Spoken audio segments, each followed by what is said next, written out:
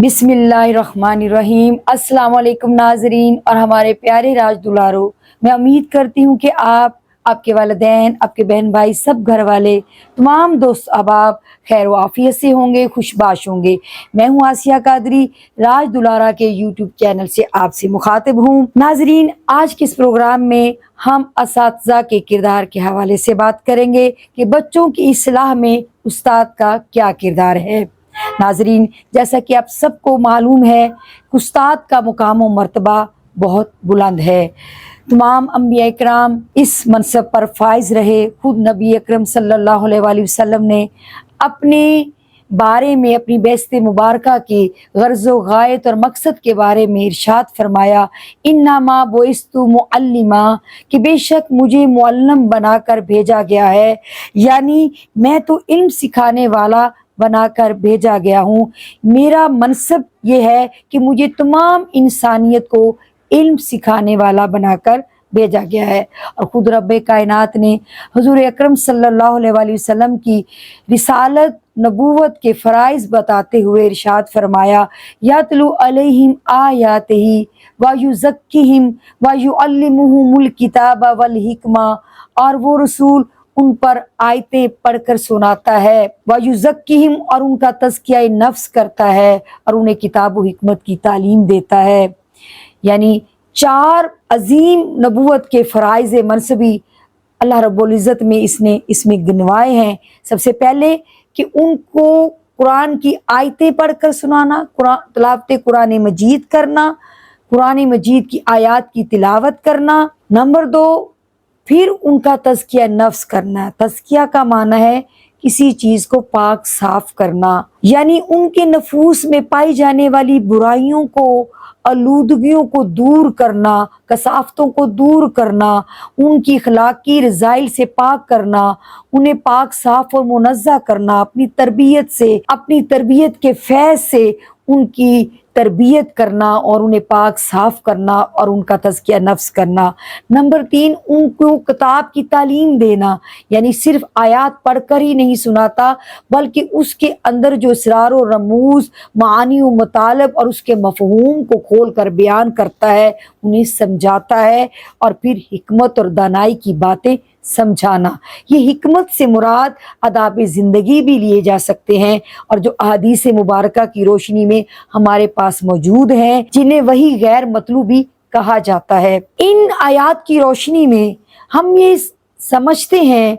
हमें ये देखना है कि एक उस्ताद जो कि अपने आप को इस मनसब पर फाइज देखता है, कायम मकाम और नियाबत का फरीज़ा सर अंजाम देते हुए, एक उस्ताद को ये समझना है, ये देखना है कि वो ना सिर्फ अपने दरसी कुतब या सिलेबस को मुकम्मल करवाए, पढ़ाने पर और उसे पढ़ाने या उसे मुकम्मल करवाने की ज़िम्मेदारी उस पर आयद होती है, बल्कि अपने शागिर्दों की, अपने तालिब इल्मों की, उनकी तरबियत करना, उनका तज़किया नफ्स करना, उनकी अखलाकी और रूहानी तरबियत करके उनके अखलाक को संवारना, किरदार साजी करना, ये भी उसकी ज़िम्मेदारियों में शामिल है। मनसब उस्ताद पर जो भी फाइज हो, उसको हुज़ूर सल्लल्लाहु अलैहि वसल्लम के इत्तबा और सुन्नत की पैरवी में इन चारों फ़राइज़ मनसबी को, ताल्लुम और मुतअल्लम की इन चारों पहलुओं को पर तवज्जो देनी चाहिए, और फिर वो एक बेहतरीन उस्ताद और मुअल्लिम बनकर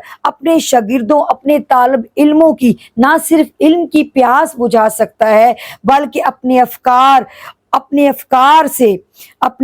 और किरदार की दौलत से अपने शागिर्दों में आला इखलाकी कदरें और रूहानी कदरों को फ़रोग देकर, उनका तज़किया नफ्स करके, उनको आला इखलाक के दर्जे पर फाइज करके, उन्हें आदाब ज़िंदगी सिखाकर मुआशरे का मुफीद फ़र्द बना सकता है। इसीलिए जहाँ इस्लाम ने उस्ताद को एक मुअल्लिम की हैसियत से बहुत आला बुलंद मुकाम अता किया है, वहाँ पर उसके कंधों पर एक भारी ज़िम्मेदारी भी عائد کی ہے، اسے بہت اہم ذمہ داری سونپی گئی ہے۔ اس لیے جہاں اسلام نے استاد کو ایک معلم کی حیثیت سے ایک ٹیچر کو بہت بلند مقام و مرتبہ عطا کیا ہے، وہاں اس کے اوپر بہت اہم ذمہ داری بھی عائد کی ہے، اسے ایک اہم فریضہ بھی سونپا ہے۔ اس کے کندھوں پر ایک نسل کی کردار سازی، فکر سازی، ان کی آبیاری، ان کے فکر و عمل کی اصلاح اور ان کی تعلیم و تربیت کی ذمہ داری بھی عائد ہوتی ہے۔ اس سے بیشتر کہ ہم یہ دیکھیں کہ استاد جو ہے اپنے بچوں کی اصلاح اور تعلیم و تربیت میں کیا کردار ادا کر سکتا ہے، ہم یہ دیکھتے ہیں کہ ایک استاد کا مقام کیا ہے۔ نسل انسانی میں سب سے قابل احترام، سب سے قابل تعریف گروہ اساتذہ کرام کا ہے۔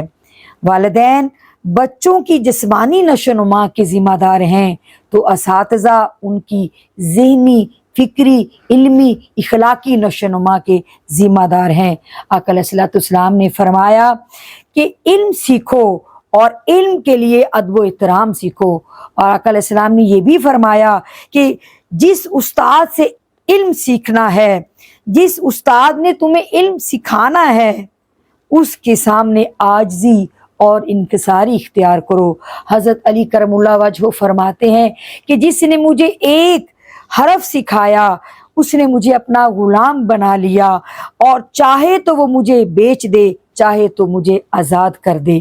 تاریخ اسلام میں اساتذہ کرام کے ادب و احترام کی بے شمار مثالیں موجود ہیں۔ امام ابو حنیفہ اپنے استاد امام حماد کے گھر کی طرف کبھی پاؤں پھیلا کر نہیں بیٹھتے تھے، اور اسی طرح امام ابو یوسف ہر نماز کے بعد پہلے اپنے استاد امام ابو حنیفہ اور پھر اپنے والدین کے لیے دعا کیا کرتے تھے۔ مفکر پاکستان علامہ محمد اقبال نے جب مشہور عالم مثنوی اسرار خودی لکھی تو پنجاب کے گورنر نے انہیں سر کا خطاب دینے کا فیصلہ کیا۔ اس پر علامہ محمد اقبال رحمۃ اللہ علیہ نے فرمایا کہ میں اس شرط پر یہ خطاب قبول کروں گا کہ پہلے میرے استاد مولوی سید میر حسن کو شمس العلماء کا خطاب دیا جائے۔ اس پر گورنر نے کہا آپ تو بہت بڑے شاعر ہیں، کئی کتابوں کے مصنف ہیں، کہ بڑے بڑے مقالات اور نظریات آپ نے تخلیق کیے ہیں، اس بنا پر آپ کو سر کا خطاب دیا جا رہا ہے، تو آپ کے استاد مولوی سید میر حسن نے ایسا کیا تخلیق کیا ہے کہ جس پر ان کو یہ خطاب دیا جائے؟ اس پر علامہ محمد اقبال نے فرمایا کہ مولوی سید میر حسن نے اقبال تخلیق کیا ہے۔ اس پر ہی بس نہیں بلکہ علامہ اقبال نے مزید فرمایا کہ استاد محترم کو یہ خطاب دینے کے لیے یہاں لاہور میں نہ بلوایا جائے بلکہ یہ پروقار تقریب سیالکوٹ میں ان کے گھر میں ہی منعقد کی جائے، اور پھر ایسا ہی کیا گیا۔ نامور یونانی فلسفی ارسطو کا کہنا ہے کہ بچوں کو زیور تعلیم سے آراستہ کرنے والے ان سے زیادہ قابل عزت و احترام ہیں جو انہیں پیدا کرتے ہیں، کیونکہ والدین تو محض بچوں کو پیدا کرنے کا سبب بنتے ہیں، دنیا میں لانے کا سبب بنتے ہیں، جبکہ اساتذہ انہیں زندگی بسر کرنے کے گر سکھاتے ہیں۔ کسی مفکر کا کہنا ہے کہ ماں باپ تو انسان کو آسمان سے زمین پر لانے کا سبب بنتے ہیں، اور استاد وہ ذات ہے کہ جو اسے زمین کی پستیوں سے اٹھا کر آسمانوں کی بلندیوں تک پہنچاتا ہے۔ ناظرین، اساتذہ کو معاشرے میں ریڑھ کی ہڈی کی حیثیت حاصل ہے، وہ نسل انسانی کی ذہن سازی کرتے ہیں، کردار سازی کرتے ہیں، قدم قدم پر ان کی رہنمائی کرتے ہیں۔ طلباء و طالبات ان کے دامن سے علم و حکمت، تہذیب و تمدن اور اخلاق و آداب سیکھتے ہیں، اخلاق و آداب کے موتی چنتے ہیں۔ استاد قوم کے معمار ہیں، قوم کا مستقبل ان کے ہاتھوں میں ہے۔ وہ جس طرح کہ معمار تیار کرنا چاہیں، وہ جس طرح کے معمار تیار کریں گے ویسی ہی قوم تیار ہوگی۔ پھر استاد کون ہے؟ معلم کسے کہتے ہیں؟ استاد اگر صحیح معنوں میں استاد ہو تو وہ اپنے شاگردوں کی زندگیاں بدل کر رکھ دیتا ہے، وہ ان کے فکر و نظر کو انقلاب آشنا کر دیتا ہے، وہ ان کی تعمیری صلاحیتوں کو ابھارنے میں اہم کردار ادا کر سکتا ہے، وہ ان کی منفی سوچوں کو مثبت اور تعمیری زاویہ نگاہ میں بدل کر انہیں معاشرے کا ایک مفید فرد بنا سکتا ہے، وہ اپنے شاگردوں میں انفرادی اور اجتماعی ہر جہت سے زندگی کا رخ بدل سکتا ہے۔ جس میں نہ ہو انقلاب، موت ہے وہ زندگی، روح کی حیات، کشمکش انقلاب۔ اگر معلم خود انقلاب آشنا ہو اور اپنے علم کی منہ بولتی تصویر ہو، اخلاق و آداب کا پیکر ہو، تو وہ عظیم مصلح اور ایک بہترین ریفارمر کی حیثیت سے معاشرے کے اصلاح میں، معاشرے کی تعمیر و ترقی میں بہترین کردار ادا کر سکتا ہے۔ وہ اپنے شاگردوں کی علمی پیاس بجھا کر، ان کو زیور علم سے آراستہ کر کے، ان کی خودی کو چمکا کر ان کے اندر انفرادی اور اجتماعی انقلاب برپا کر سکتا ہے۔ نگاہ بلند، سخن دل نواز، جاں پرسوز، یہی ہے رخت سفر میر کارواں کے لیے۔ بے شک استاد کی حیثیت معاشرے میں ایک امیر کارواں کسی ہوتی ہے، جس کی نظر میں وسعت ہو، جس کے علم میں وسعت ہو، جس کی فکر میں وسعت ہو، جو وسیع الظرف ہو، وسیع القلب ہو، جو اپنے علم کو بڑھانے کی فکر کرتا ہو، اپنے اپنی علمی استعداد کو ہر وقت بڑھانے کی فکر میں رہتا ہو، جو اخلاق کا بھی پیکر ہو، اپنائیت کا پیکر ہو، شفقت کا پیکر ہو، جو اپنے شاگردوں کی غلطیوں کوتاہیوں کو معاف کرنے کا جذبہ رکھتا ہو، جو اپنے تمام سٹوڈنٹس کو ایکول لے کر چلے، عدل و انصاف کے ساتھ لے کر چلے، اپنے سٹوڈنٹس کو اپنے بچوں کی طرح سمجھے، ان کے لیے شفقت و محبت کا پیکر ہو، عفو و درگزر کا پیکر ہو، اپنائیت کا پیکر ہو، اثار و قربانی کا پیکر ہو، تو پھر وہ ایسا ایک سرچشمہ ہدایت بن جائے گا کہ جو خود بھی اخلاق حسنہ پر عمل پیرا ہوگا اور اپنے سٹوڈنٹس کو بھی حسن اخلاق، حسن عمل اور حسن کردار کے زیور سے آراستہ کر دے گا۔ وہ اقبال کے شاہین بچوں میں نور بصیرت عام کر دے گا، جو اقبال کے شاہین صفت نوجوانوں کو ستاروں پر کمند ڈالنے والا بنا دے گا، جو نسل نو کی ایسی تربیت کرے کہ انہیں جفا کشی کا درس دے، انہیں محنت کی عظمت کا درس دے، انہیں خودی کا پیکر بنا دے، انہیں یقین کامل کا پیکر بنا دے، انہیں عمل پہم، جدوجہد، جذبہ جہاد اور خودی کا پیکر بنا دے، اور اپنے کردار کی جدت سے اور فیضان نظر سے انہیں متحرک، فعال، ایکٹیو اور انقلاب آشنا کر دے۔ مگر افسوس کے ساتھ کہنا پڑتا ہے کہ آج مغربی نظام تعلیم کے ملحدانہ اثرات نے مسلمان نوجوانوں کی دینی روح کو تو کچل ہی ڈالا ہے۔ ستم بالائے ستم یہ ہوا کہ ان کی اکثریت عام انسانی اخلاقیات سے بھی کوری رہ گئی ہے۔ اسی حالت زار کو دیکھتے ہوئے علامہ ڈاکٹر محمد اقبال نے فرمایا، گلا تو گھونٹ دیا اہل مدرسہ نے تیرا، کہاں سے آئے صدائے لا الہ الا اللہ۔ اور آپ فرماتے ہیں کہ رہ گئی رسم ازاں روح بلالی نہ رہی، فلسفہ رہ گیا تلقین غزالی نہ رہی۔ علامہ محمد اقبال قدیم نظام تعلیم، جسے عرف عام میں دینی تعلیم کہا جاتا ہے، اس کے بارے میں بھی عدم اطمینان کا اظہار کرتے ہیں۔ علامہ فرماتے ہیں، اٹھا میں مدرسہ و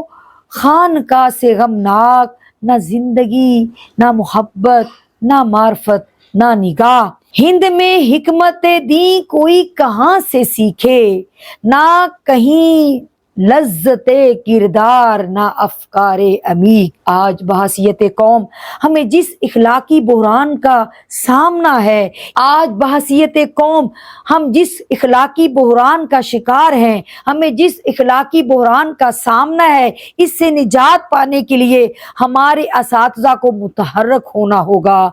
اور انہیں فعال اور اپنا مثبت کردار ادا کرنا ہوگا۔ پاکستانی معاشرے میں مثبت اخلاقی اور فکری تبدیلی کے لیے انہیں ہر اول دستہ بنانا ہوگا اور ان کے ادب و احترام اور وقار کو ملحوظ خاطر رکھنا ہوگا۔ معاشرے میں، سوسائٹی میں ہمیں ان کے مقام کو بلند کرنا ہوگا، ان کو عزت و وقار دینا ہوگا، انہیں تحفظ دینا ہوگا۔ ان کے ذریعے بچوں اور نوجوانوں کی اسوہ حسنہ کے مطابق تعلیم و تربیت کا اہتمام کرنا ہوگا کہ جب وہ عملی زندگی میں قدم رکھیں تو اس مملکت خداداد کو اس کے قیام کے اصل مقاصد سے ہم آہنگ کر سکیں، معاشرے میں اعلیٰ و ارفع اسلامی اخلاق حسنہ کو، حضور اقدس صلی اللہ علیہ وآلہ وسلم کے خلق عظیم کو رواج دے سکیں اور ایک